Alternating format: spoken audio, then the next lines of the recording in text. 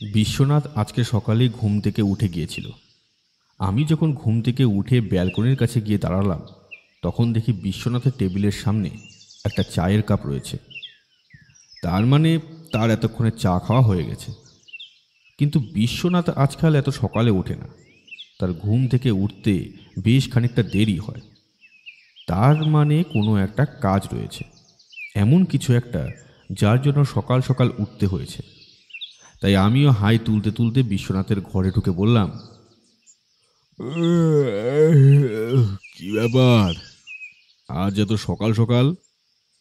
বিশ্বনাথের সামনে ধরা আজকের খবরের কাগজটা, সেটার দিক থেকে মুখ না তুলেই বলল, এক ভদ্রলোক আসছেন। সকালে তিনি টেলিফোন করেছিলেন। আমার বাড়িতে আসবেন বলে আমার বাড়ির ঠিকানাটা ভালোভাবে জেনে নিচ্ছিলেন। বোধহয় কোনো একটা কেস হাতে আসতে চলেছে। কিন্তু বিশ্বনাথ, ওই যে দাসবাবু সেদিন যে কেসটা তোমার কাছে নিয়ে এলো, ওই যে চুরি ব্যাপারটা, শহরের একটা দামি সোনার দোকান থেকে একটা দামি হার চুরি হয়ে গেছে, সেটা কি তাহলে সমাধান হয়ে গেছে? তদন্তটা একদম শেষের দিকে, সৌরভ। আশা করছি দু একদিনের মধ্যে চোর কে সেটা খুঁজেও বার করতে পারবো। তবে কেসটা একরকম শেষ হয়ে এসেছে বলতে পারো। সামান্য একটা কাজ, ওটা হলেই হয়ে যাবে। তাই এ সময় নতুন কোনো কেস হাতে নিতে পারলে আমার কোনো ক্ষতি নেই। আমি চেয়ারে বসতে বসতে বললাম, তাই তোমার আপত্তি নেই যখন, তাহলে আমারও আর আপত্তি করার কোনো কিছুই থাকে না। কখন আসবেন ভদ্রলোক? এই কিছুক্ষণের মধ্যেই আসার কথা। বরাহনগরের কাছাকাছি কোথাও একটা তিনি থাকেন, অন্তত আমায় তো সেটাই বললেন।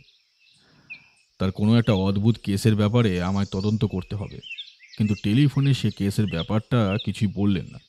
সবটাই সামনাসামনি বলবেন বললেন। এই ব্যাপারটা আমি অনেকের মধ্যেই দেখেছি। তোমাকে টেলিফোনে কোনো কিছুই খুলে বলতে চান না। মনে করেন টেলিফোনে কোনো কথা বললেই হয়তো সেটা অন্য কেউ শুনে ফেলবে। তোমার কথা ঠিক, সৌরভ। তবে টেলিফোনে কোনো কিছু বললে যে অন্য কেউ শুনে ফেলবেন না, সেটা কিন্তু সঠিক কথা নয়। মাঝে মাঝে ক্রস কানেকশনের জন্য একজনের লাইন অন্যজনের কাছে চলে যেতে পারে, আর সেক্ষেত্রে দুজনেরই সমস্যা। এতে সমস্যার কি আছে? সামান্য কিছুক্ষণের মধ্যেই তো বোঝা যাবে যে অন্য কেউ কথা বলছে। তাহলে আর সমস্যা থাকার কথা তো নয়।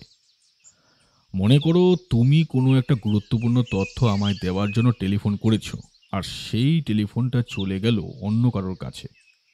তুমি আমার সমস্ত কথাই তাকে বলে দিলে। এবার হতেই পারে কাকতালীয়ভাবে সে প্রতিপক্ষের কোনো একজন লোক। তাহলে সে সমস্তটাই সে জেনে গেল। সেক্ষেত্রে কি সমস্যা দেখা দেবে না? কিন্তু এই পুরো ব্যাপারটার জন্য বেশ বড় রকমের একটা কাকতালীয় ব্যাপার হতে পারে। আসলে যার কথা বলছি তার বিষয়ে তোমায় বলতে গিয়ে তার কাছে টেলিফোন চলে যাওয়াটা কিন্তু খুব সহজ কথা নয়। সচরাচর এটা হতে দেখা যায় না। হতে দেখা যায় না বলে যে হবেই না তেমন কোনো নিশ্চয়তা নেই, সৌরভ, তাই না? তোমার এই কথাটায় আমার অনেক দিনের আগের একটা কেসের কথা মনে পড়ে গেল।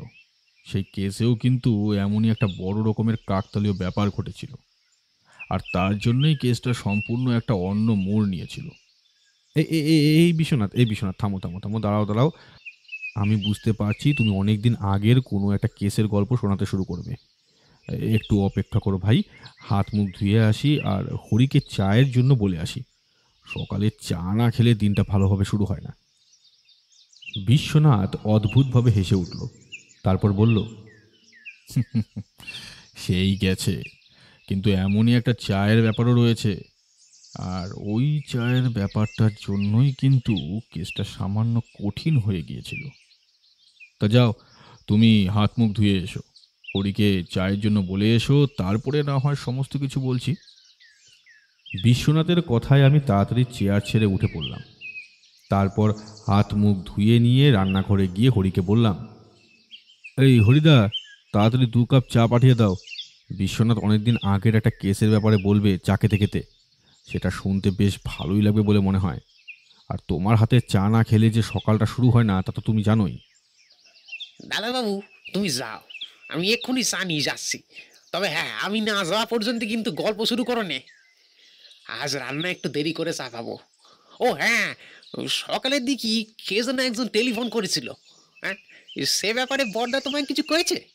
হ্যাঁ, বলল সেই ভদ্রলোক নাকি কোনো একটা সমস্যায় রয়েছে আর তার জন্য বিশ্বনাথের কাছে আসতে চাইছে। ভদ্রলোকের বাড়ি বরাহনগরের কাছাকাছি কোথাও একটা জায়গায়। আচ্ছা, আমি বিশ্বনাথের ঘরে গেলাম, তাড়াতাড়ি চা নিয়ে এসো তুমি। আমি যখন বিশ্বনাথের ঘরে এসে ঢুকলাম তখন দেখি বিশ্বনাথ মাথার পেছনে দুটো হাত রেখে শরীরটা ইজি চেয়ারে এলিয়ে দিয়ে সিলিংয়ের দিকে তাকিয়ে রয়েছে।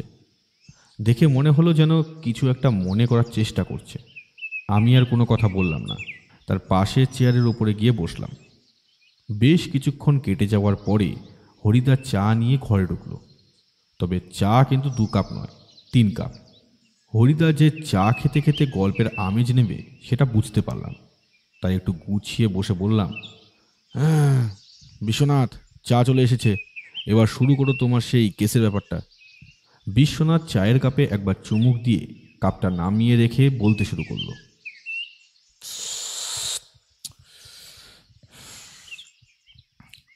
যে সময়ের কথা বলছি তখনও তোমার সাথে আমার পরিচয় হয়নি সৌরভ।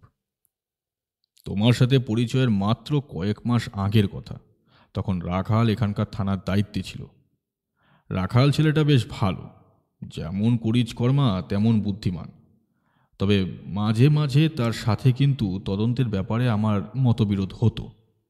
তবে তা নিয়ে সে তো কখনোই রাগ কিংবা আমার সাথে খারাপ ব্যবহার করতো না। সে সব কিছু যুক্তি দিয়ে বিচার করতে চাইতো। এমনকি কেসের শেষে যখন দেখা যেত আমার ধারণাই সঠিক, তখন কিন্তু সে আমায় ভালো কথাই বলতো, আমার বুদ্ধিমত্তার তারিফও করত। সেই রাখাল একদিন সকালে আমার বাড়িতে এসে উপস্থিত। রাখাল সোজা এসে আমার ঘরে এসে ঢুকলো। আমি বললাম, কি ব্যাপার, আজ সকাল সকাল সশরীরে আমার গৃহে তোমার আগমন? খুন নাকি চুরি? রাখালের সাথে আমি মাঝে মাঝেই এটা ওটা নিয়ে মজা করতাম। রাখাল আর আমি মজায় সব সময় সঙ্গী, কিন্তু আজ আমার কথা শুনে তার মুখে কিন্তু একটু হাসি ফুটল না। দেখলাম তার মুখটা কেমন গম্ভীর হয়ে আছে। সামনের চেয়ারে বসার একটু পরেই আমাদের জন্য চা চলে এলো। রাখাল চায়ের কাপে চুমুক না দিয়ে সামনের টেবিলের দিকে তাকিয়ে রইল। বেশ কিছুক্ষণ পর বলল, বিশ্বনাথদা, একটা অদ্ভুত সমস্যায় পড়ে তোমার কাছে এসেছি। এই সমস্যায় কিন্তু তোমারই তদন্ত করতে হবে। আরে আগে একটু ভালোভাবে বসো, চা খেয়ে নাও, তারপর না হয় ওই সমস্ত কথা বলো। চা কি খাবো দাদা? প্রায় 3 দিন এই কেসটা নিয়ে এমনভাবে জড়িয়ে পড়েছি যে কি আর বলবো। ওপর মহল থেকে চাপ আসছে, তাছাড়া যে বাড়িতে সমস্যাটা হয়েছে তারাও বারবার টেলিফোন করছে। কি করব কিছুই বুঝতে পারছি না। আহা, এত ভাবছো কেন? চা খাও, চা খাও। চা খেতে খেতে আমার সবটা খুলে বলো। মনে তো হচ্ছে খুন নাকি? হ্যাঁ দাদা, একটা খুন হয়েছে। তবে মৃতদেহের পাশে খুনের অস্ত্র পাওয়া যাওয়ার বদলে পাওয়া গেছে একটা ছোট্ট পুতুল। এই কথাটাতেই আমি একটু অবাক হলাম। রাখালের দিকে তাকিয়ে অবাক গলাতেই প্রশ্ন করলাম, পুতুল মৃতদেহের পাশে? মার্ডারের জায়গায় পুতুল রয়েছে? হ্যাঁ বিশ্বনাথ দা, আর তাছাড়া ওই পুতুলটার গায়ে রক্ত লেগেছিল। তবে ডাক্তাররা অনুমান করছে যে মৃতদেহের রক্তটাই পুতুলের গায়ে লাগানো হয়েছে। মৃত্যুটা কিভাবে হয়েছে? খুব খারাপভাবে দাদা। খুনি মৃতদেহের শরীরে ছুরি দিয়ে বিভিন্ন জায়গায় আঘাত করেছে, গলার নলি কেটেছে, এমনকি হাতে ও পায়ে বিভিন্ন জায়গার ক্ষতর সাথে সাথে একটি হাতের আঙ্গুলও কেটে নিয়েছে। বলো কি? তাহলে তো খুনি অনেকটা সময় পেয়েছিল। খুনটা কখন হয়েছিল? অনুমান করা যাচ্ছে খুনটি হয়েছে বেশ রাতে। তবে সেদিন বাড়িতে আর কেউ ছিল না। কোনো একটা কারণে বাড়ি থেকে সবাই শহরের বাইরে গিয়েছিল। তাদের ফেরার কথা ছিল 2 দিন পর, কিন্তু সেদিন সকালে বাড়ির কাজের লোকটি ওভাবে মৃতদেহ দেখে ভয় পেয়ে পুলিশকে খবর দেয়, আর তারপরেই আমরা সেখানে যাই। তাদের পরিবারের লোকদেরকে ডেকে আনা হয়, কিন্তু এখনো পর্যন্ত কিছু বোঝা যাচ্ছে না। বিশ্বনাথ দা, ওই পুতুলটা ওখানে এলো কি করে সেটাও আমরা ধারণা করতে পারছি না। একটা পুতুল মৃতদেহের কাছে রাখার কারণ কি? কোনো না কোনো একটা কারণ তো নিশ্চয়ই আছে রাখাল। না হলে অকারণে খুনি পুতুলটা ওখানে রাখবে, তারপর পুতুলের গায়ে রক্ত মাখাবে, এমনটা তো হতে পারে না। যদি কোনো কারণ থেকেও থাকে তাহলে সেটা আমরা বুঝতে পারছি না। পরিবারের লোকজনদের কাছ থেকে কোনো কিছু জানতে পেরেছো? মানে ভদ্রলোকের কোনো শত্রু ছিল কিনা, এমনটা কেউ করতে পারে কিনা বলে তারা জানিয়েছে? না বিশ্বনাথ দা, পরিবারের কাছ থেকে তেমন কিছুই জানতে পারিনি। আর কেই বা এমনটা করতে পারে তার ধারণা তাদের কারোরই নেই।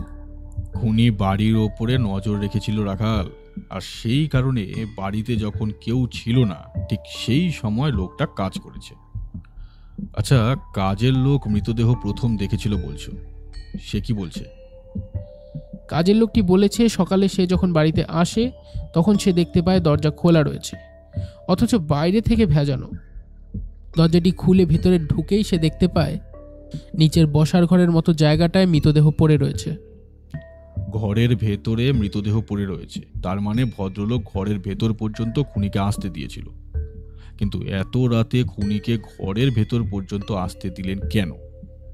সেটাই একটা বড় প্রশ্ন। আমার কিন্তু একটা অনুমান হচ্ছে বিশ্বনাথ দা। আমার মনে হচ্ছে খুনি ভদ্রলোকের চেনা কেউ, আর সেই সুযোগ নিয়েই রাতের বেলায় তার বাড়িতে আসে, তারপর তাকে খুন করে। সেক্ষেত্রে তো পরিবারের কেউ তার কথা বলতো, অন্তত সন্দেহ করে এমন কিছু একটা দেখতো। রাখাল অকারণে তো কেউ খুন করবে না, যদি কারণ থাকতো তাহলে পরিবারের লোক সেটা জানতো। আচ্ছা, তোমরা যখন সকালে যাও তখন গিয়ে ঠিক কি কি দেখেছিলে একটু বলো তো, কারণ মৃতদেহ দেখার সৌভাগ্যটা তো আমার হচ্ছে না, তাই তোমার কাছ থেকে বিবরণটা জানতে চাইছি, যদি কিছু সাহায্য হয়। আমার কথা শুনে রাখাল সেদিন সকালে গিয়ে যা যা দেখেছিল তার সমস্ত কিছু বিবরণ দিতে শুরু করলো। রাখালের কথায় তারা যখন সেখানে গিয়ে পৌঁছায় তখন আশেপাশে বেশ কিছু লোকজন জমা হয়েছে, এমনকি ঘরের ভেতরেও কয়েকজন লোক রয়েছে। তাই খুনির পায়ের ছাপ পাওয়াটা সহজ কাজ নয়। মৃতদেহ পড়ে রয়েছে একতলায়, তার বসার ঘরের মতো জায়গাটায় চেয়ারে থেকে সামান্য দূরে টেবিলের ওপরে রাখা রয়েছে দুটো চায়ের কাপ। তাছাড়া বাদ বাকি ঘরের অবস্থা যেমন ছিল তেমনই রয়েছে, কোথাও কোনো পরিবর্তন নেই, এমনকি কিছু চুরি হয়েছে বলেও মনে হচ্ছে না। অন্য কোনো ঘরে কেউ ঢোকেনি, তাই সেখানে ভালো করে পরীক্ষা করেও রাখাল কিন্তু কোনো পায়ের ছাপ দেখতে পায় না। যে কোটা পায়ের ছাপ রয়েছে সমস্তটাই যে ভদ্রলোক মারা গেছেন তারই পায়ের ছাপ, অর্থাৎ খুনি কোনো ঘরে যায়নি, একমাত্র বসার ঘরে এসে খুনটা করে তারপর চলে গেছে।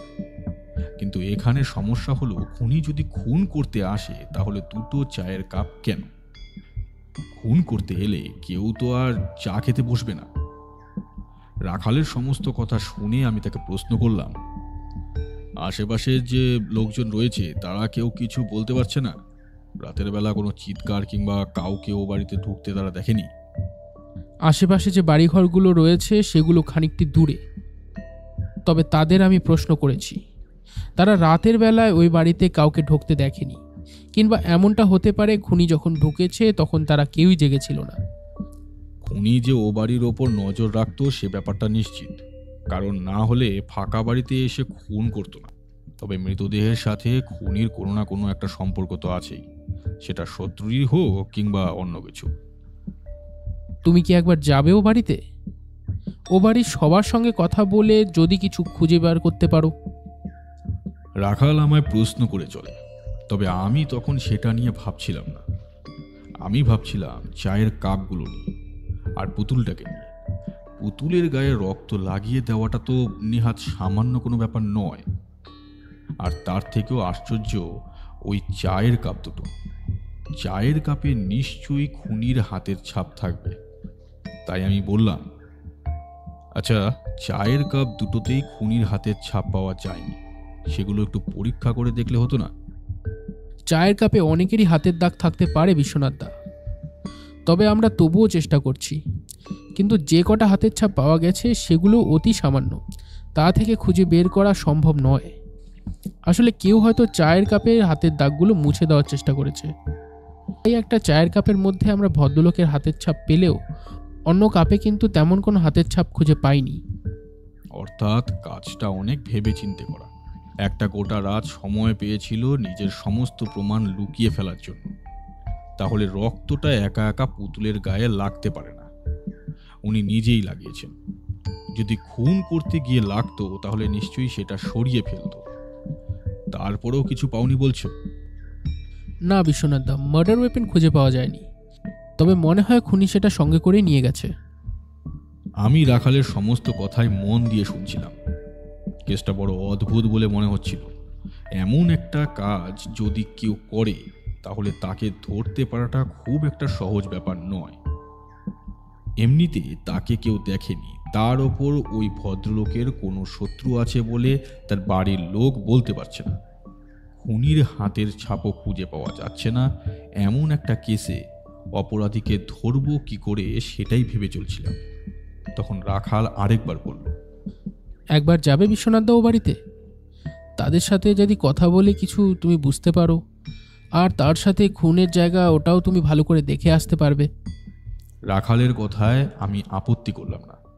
আমি বুঝতে পারছিলাম আমার সেখানে যাওয়াটা দরকার, না হলে এখানে বসে বসে এই ব্যাপারে কিছুই করতে পারবো না।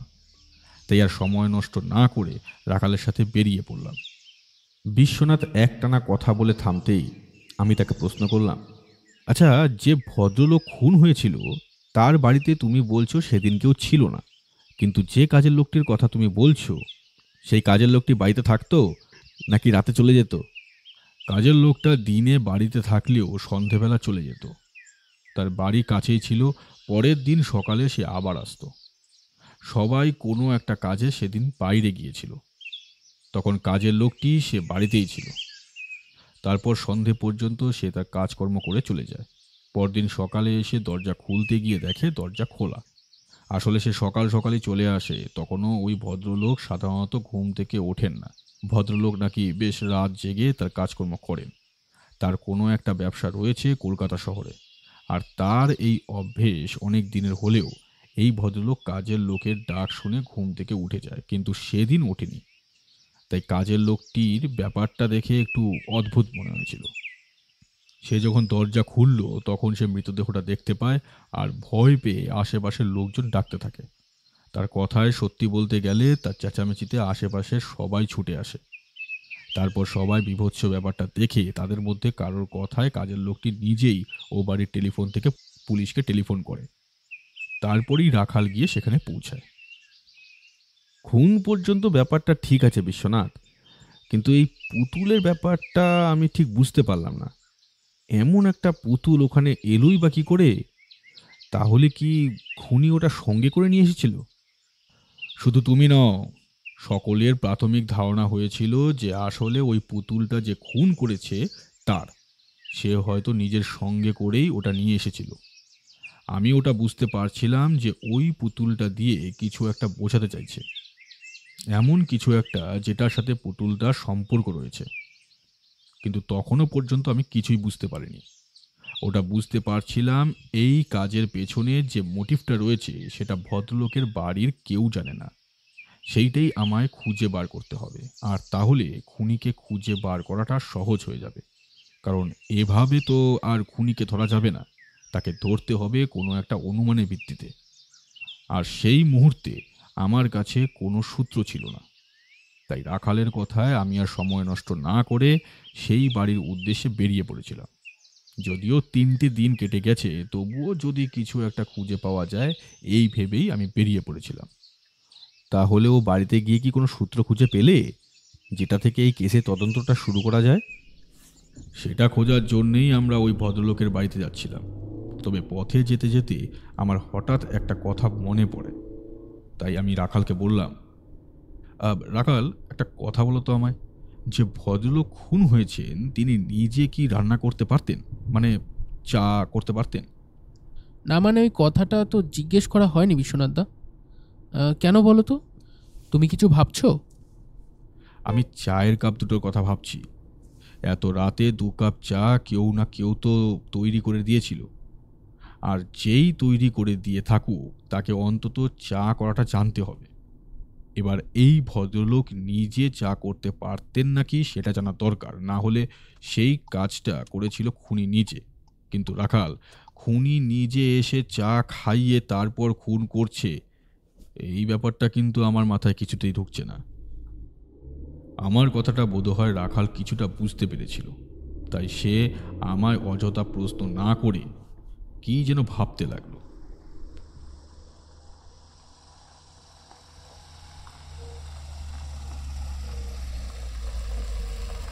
আমরা সে বাড়িতে গিয়ে পৌঁছালাম।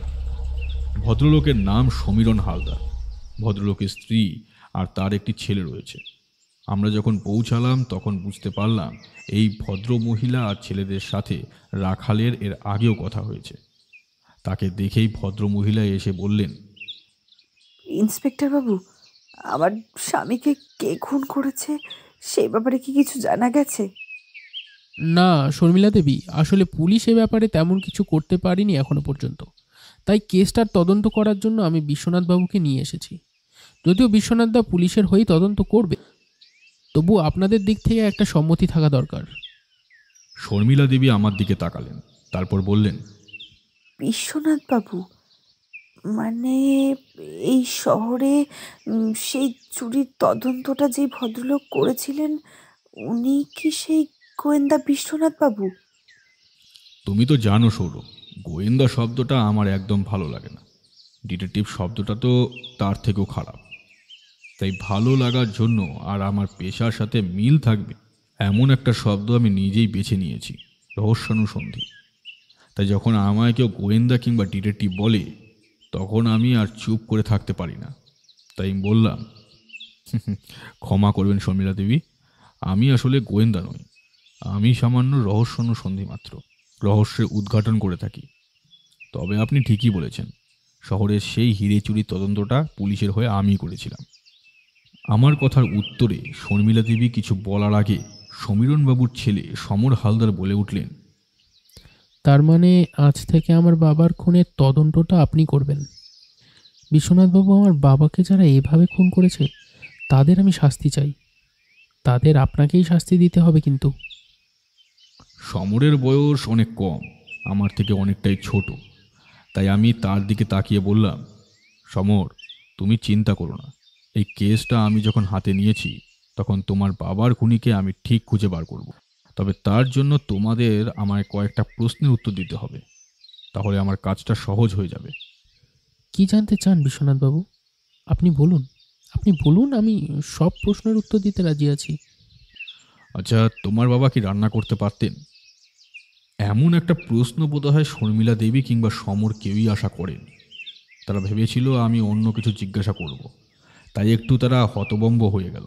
তারপর সেই ভাবটা কাটিয়ে নিয়ে সমর বলে উঠল, আপনি প্রশ্নটা কেন করছেন সেটা আমি জানি না বিশ্বনাথবাবু, তবে আমার বাবা রান্না করতে পারতেন না। সত্যি কথা বলতে কি, উনি আগুনকে খুব ভয় পেতেন, তাই রান্নাঘরেও খুব একটা যেতেন না।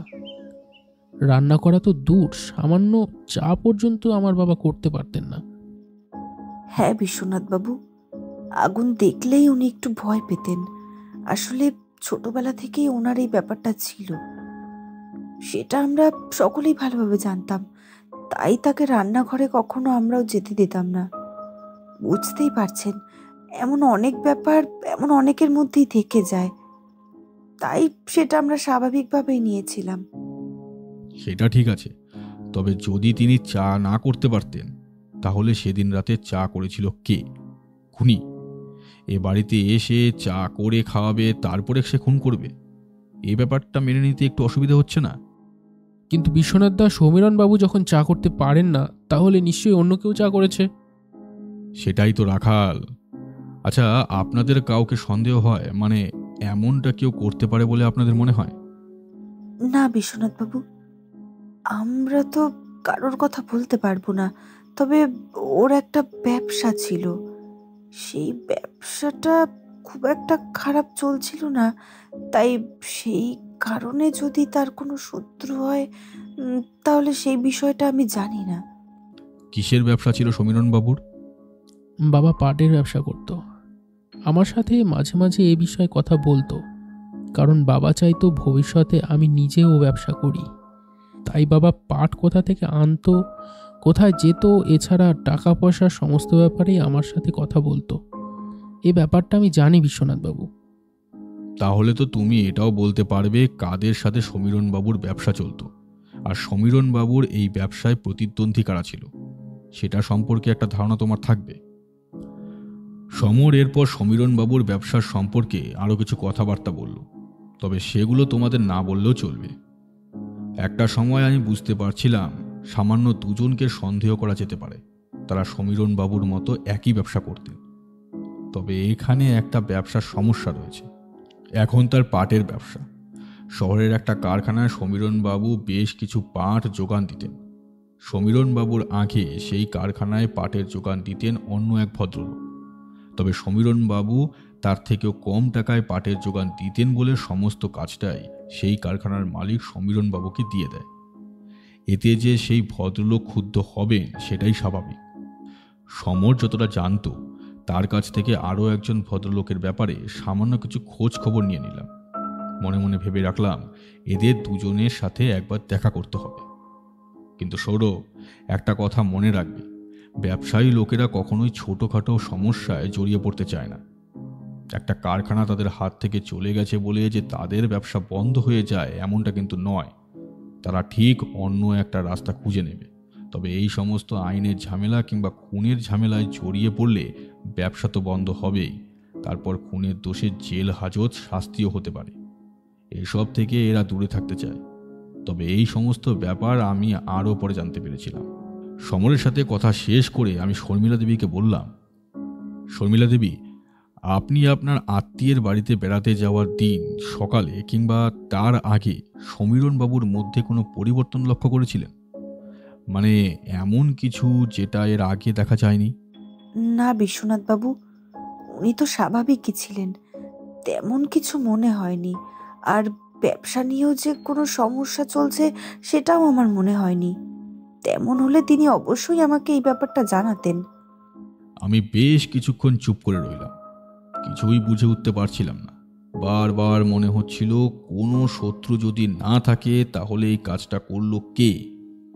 ঠিক সেই সময় রাখাল আমাকে বলল, বিশ্বনাথ দা, এ বাড়ির কাজের লোকটার সাথে কি তুমি কথা বলতে চাও একবার? এতক্ষণ ধরে কিন্তু কাজের লোকটার কথা আমার একবারও মনে হয়নি।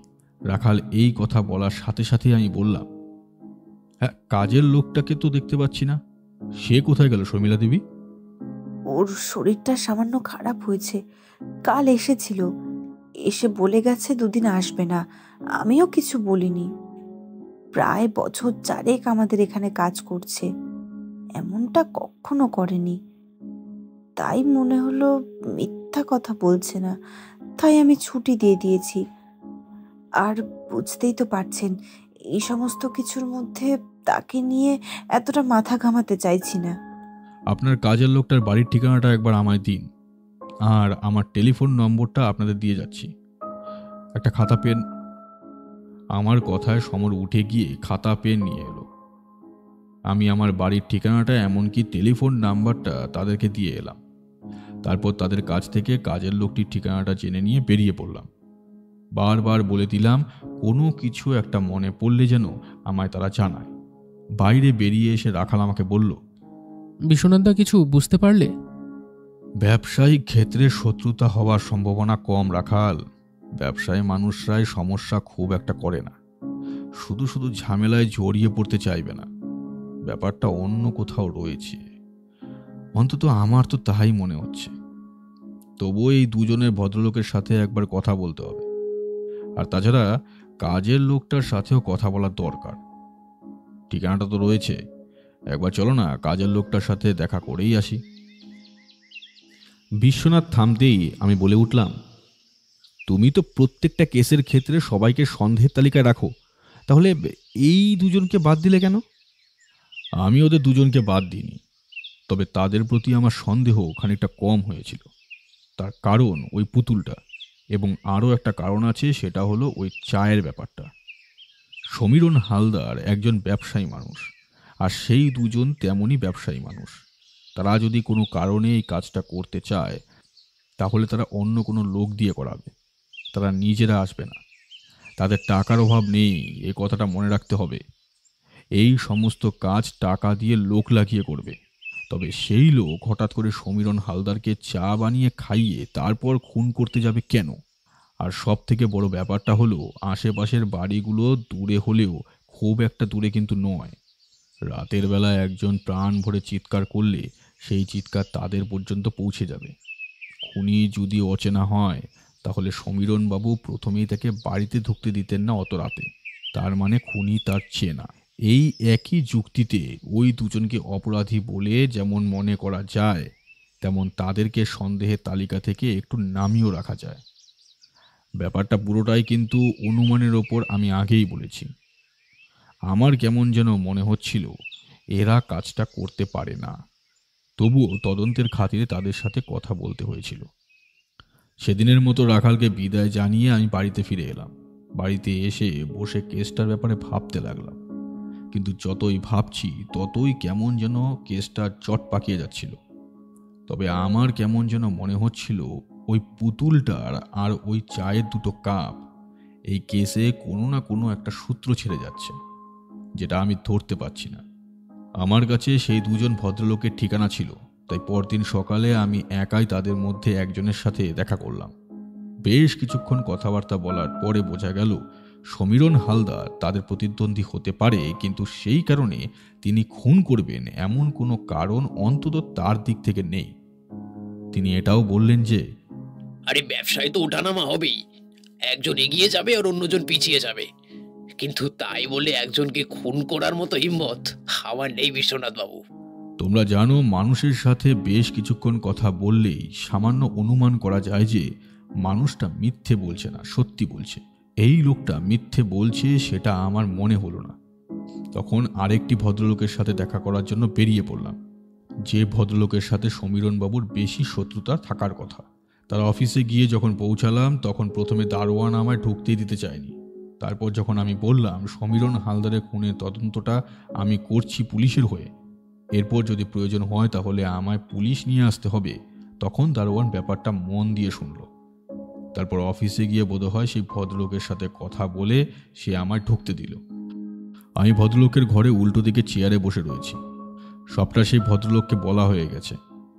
তিনি বললেন, দেখুন বিশ্বনাথ বাবু, আমরা ব্যবসা করে খাই।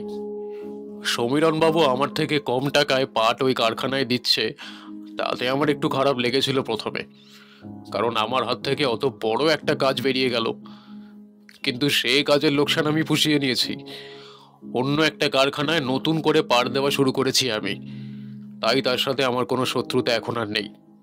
তবে হ্যাঁ, আমার একটু রাগ হয়েছিল প্রথমে, পরে যদিও বুঝতে পারলাম যে এসব করে কি হবে, সেও ব্যবসা করছে আমিও ব্যবসা করছি, এখানে রাগারাগির কিছু নেই।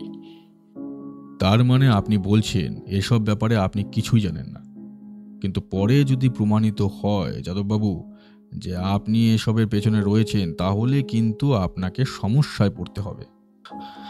আমায় ভয় দেখাচ্ছেন বিশ্বনাথ বাবু? আমাকে ভয় দেখিয়ে কোনো লাভ নেই। ওসব থানা পুলিশ আমি টাকা দিয়ে কিনে নিতে পারি, কিন্তু আপনাকে মিথ্যে বলবো না, এসব আমি কিছুই জানি না। এই আপনার কাছ থেকে জানতে পারলাম যে সমীরণ বাবু আর বেঁচে নেই। ব্যবসার জন্য সে আমার শত্রু হতে পারে, কিন্তু আমিও মানুষ, সেও মানুষ, এটা ভুলবেন না। একটা মানুষের ক্ষতি করতে চাইলে করা যায়, কিন্তু তাকে প্রাণে মেরে ফেলাটা, এটা তো ঠিক কাজ নয়।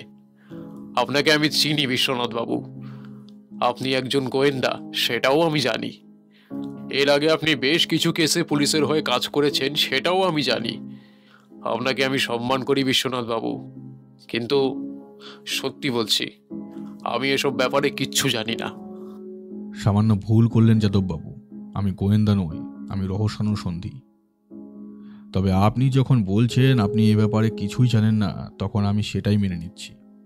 তবে পরে যদি প্রমাণিত হয় আপনি এসবের মধ্যে রয়েছেন, তখন কিন্তু আপনাকে বাঁচাতে পারবো না, এটা আমি বলে রাখলাম।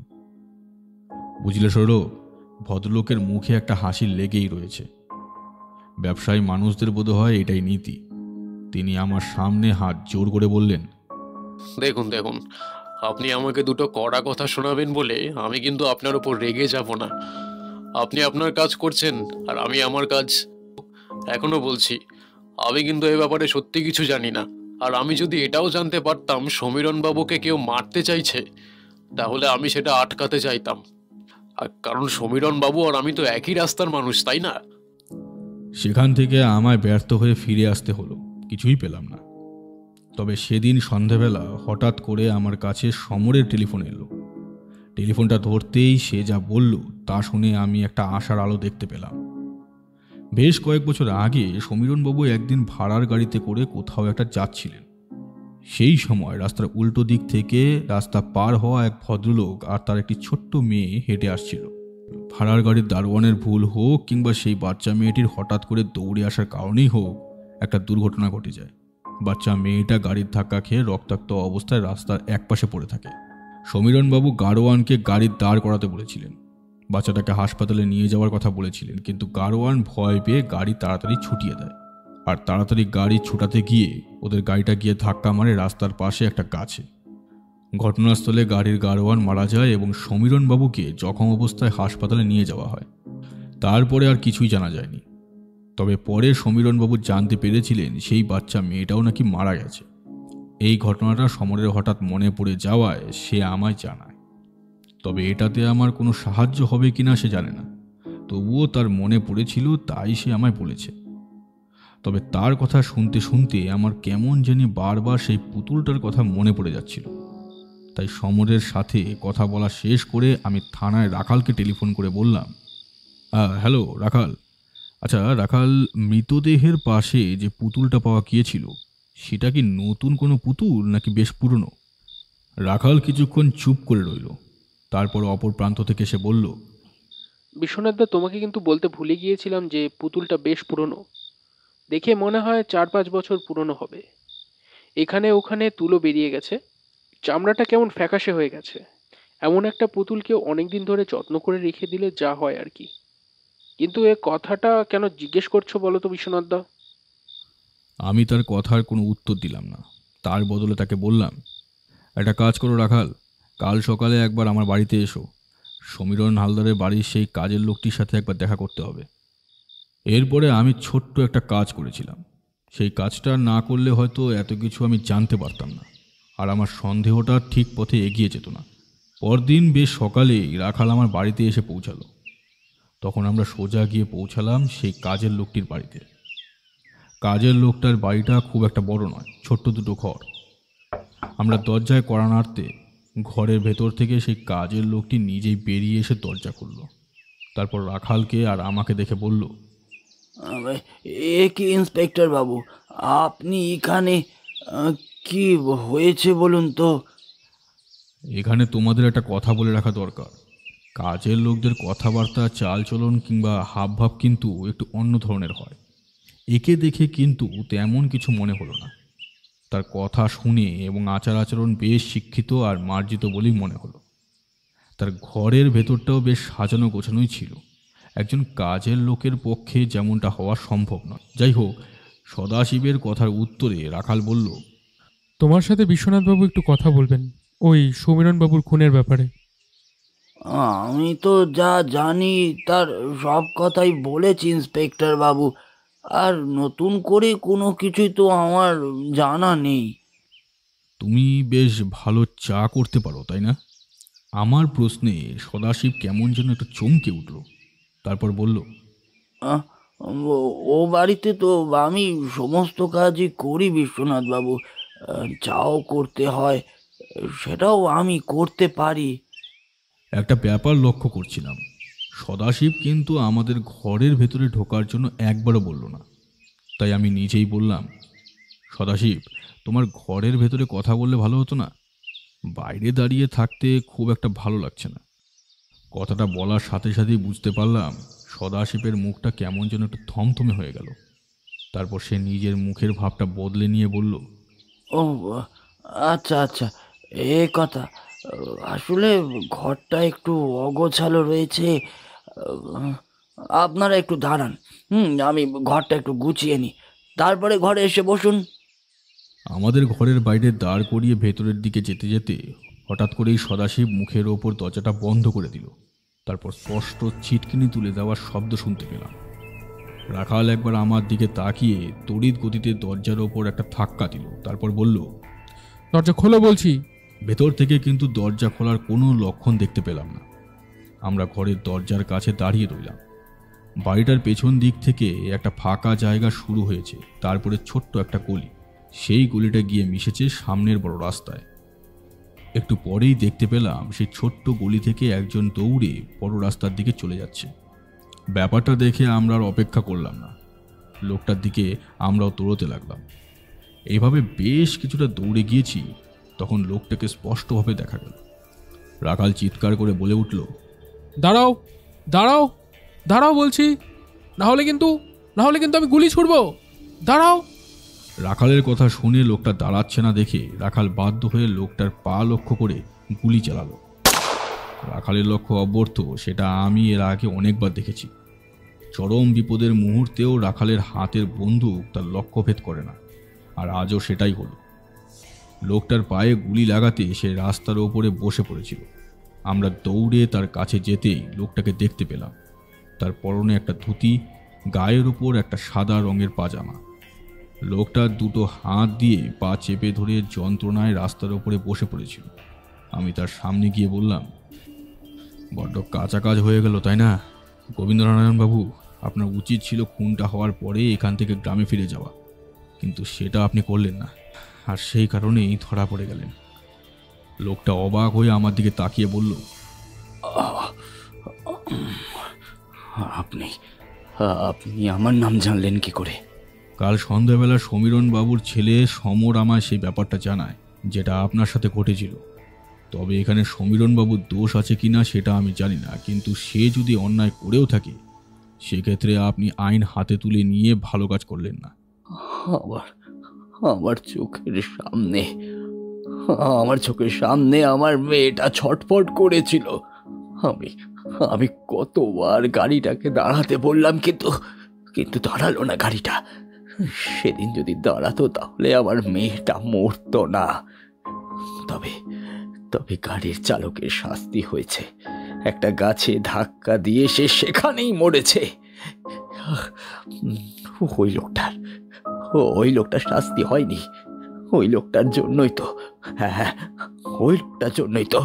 ওই লোকটাই গরোয়ানকে তাড়াতাড়ি গাড়ি চালাতে বলছিল। রাখাল, একটা কাজ করো, এখনই যাও, গিয়ে দেখো সদাশিবকে পাওয়া যায় নাকি। এই সমস্ত কিছুর মধ্যে সে নিজেও জড়িত রয়েছে। আর তুমি বলো, এর মধ্যে সদাশিবের ভূমিকাটা কি?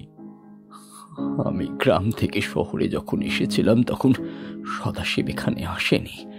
সে এসেছিল আরো অনেকটা পরে।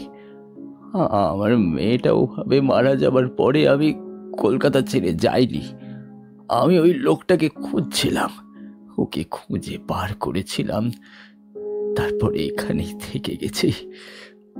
আমি মনে মনে ঠিক করেছিলাম আমি আবার ফিরে আসব, আর ফিরে এসে ওকে আমি নিজের হাতে খুন করব। সেদিন আমার মেয়ের হাতে একটা পুতুল ছিল, সেই পুতুলটা আমি সঙ্গে করে নিয়ে গিয়েছিলাম। পরে যখন কলকাতায় ফিরে আসি তখন সদাশিবের সাথে আমার দেখা হয়। ওর সাথে কথা বলতে বলতে জানতে পারি ও একটা বাড়িতে কাজ করে, আর সেই বাড়িতে আমায় যেদিন দেখা করানোর জন্য ও নিয়ে যায় সেই দিনই আমি বুঝতে পারি আসলে এটাই সেই বাড়ি যে বাড়ির লোকটাকে আমি খুন করার কথা ভেবেছি। তাই সেদিন আমিও বাড়িতে যাই না। পরে সবটা সদাশিবকে খুলে বলি, কিন্তু সে কিছুই করতে চায় না। তারপর কি হলো? তারপর সদাশিব নিজেই আমায় জানায় সেদিন সকালে ও বাড়ির সবাই কোথাও নাকি একটা গেছে। আমি বুঝতে পারি এটাই সেই সুযোগ। এই সুযোগটা নষ্ট করা যাবে না কোনোভাবে। তাই সদাশিব আর আমি মিলে ওই বাড়িতে যাই। সদাশিব ওই লোকটাকে বলে আমি এখানে কাজের জন্য এসেছি। এত রাতে আসার জন্য লোকটা একটু বিরক্ত হলেও আমার সাথে কথা বলে। তখন সদাশিব আমাদের জন্য চা করে আনে। চা খাবার পরে লোকটা কথা বলতে বলতে একবার পেছনের দিকে ঘুরেছে, আর ঠিক সেই সময় আমি ছুরি দিয়ে তার ঘরের কাছে আঘাত করি। তখন সে মরেনি। আমার সাথে তার আর একটু ধস্তাধস্তি হয়। তারপর সুযোগ পেয়েই তাকে আমি খুন করি। তারপর সেখান থেকে আমরা দুজন চলে আসি। কিন্তু এই সমস্ত কিছুতে সদাশিব ভয় পেয়ে যায়। সে আমায় কিছুদিন তার বাড়িতে লুকিয়ে থাকতে বলে। আর এখানে লুকিয়ে থাকার আরও একটা কারণ ছিল। কথাটা বলে গোবিন্দনারায়ণ বাবু পেটের কাছে জামাটা তুলে আমাদের দেখায়। সেখানে একটা গভীর ক্ষত হয়ে রয়েছে। আমি বললাম, ধস্তাধস্তির সময় তোমারও আঘাত লেগেছিল, আর সেই কারণে তুমি এখান থেকে গ্রামে ফিরে যেতে পারোনি, তাই না? গোবিন্দ নারায়ণ আর কিছুই বলল না। রাখাল ততক্ষণে সদাশিবকে ডেকে এনেছে। সদাশিবের মুখ থমথমে, সে কিছুই বলছে না। তাদের দুজনকে নিয়ে থানায় পৌঁছে দিয়ে আমি বাড়ি ফিরে আসি। রাখাল সমীরণবাবুর স্ত্রী শর্মিলা দেবীকে সমস্তটাই জানিয়েছিল, তবে সে ব্যাপারে আমি আর কিছুই জানতাম না, কারণ ততদিনে আমার হাতে আরও একটা নতুন কেস চলে এসেছিল। যাই হোক, প্রথমে আমার সন্দেহ হয়েছিল ওই পুতুল আর চায়ের কাপ আমায় এই কেসে সাহায্য করতে পারে, আর শেষে দেখা গিয়েছিল সেটাই হয়েছে। চায়ের কাপগুলো দেখে যখন জানতে পারলাম সমীরণবাবু চা করতে পারতেন না, তখন আমার একবার কাজের লোকটিকে সন্দেহ হয়েছিল। কিন্তু সে 4 বছর ধরে এখানে কাজ করছে, তার কোনো মোটিভ থাকলে সে আগেই কাজটা করতে পারত। এতদিন দেরি করবে কেন? আর সমরের সাথে টেলিফোনে কথা বলার সময় আমি তার কাছ থেকে জানতে পেরেছিলাম সমীরণবাবু এর আগেও বাড়িতে একা ছিলেন বেশ কয়েকবার। তখন সদাশিবের কাছে সুযোগ ছিল। সেটা যখন সে করেনি, তাহলে এর মধ্যে অন্য একটা ব্যাপার রয়েছে। কেসটা এভাবেই শেষ পর্যন্ত মিটে গিয়েছিল। বিশ্বনাথ কথা শেষ করতেই আমি কিছু একটা বলতে যাব, এমন সময় দরজায় কড়া নেড়ে উঠল। হরিদা উঠে গেল দরজা খুলতে। খানিক বাদে সে এসে বলল, বাবু, একজন লোক তোমার সঙ্গে দেখা করতে এসেছে। যাও, ওনাকে ভেতরে নিয়ে এসো।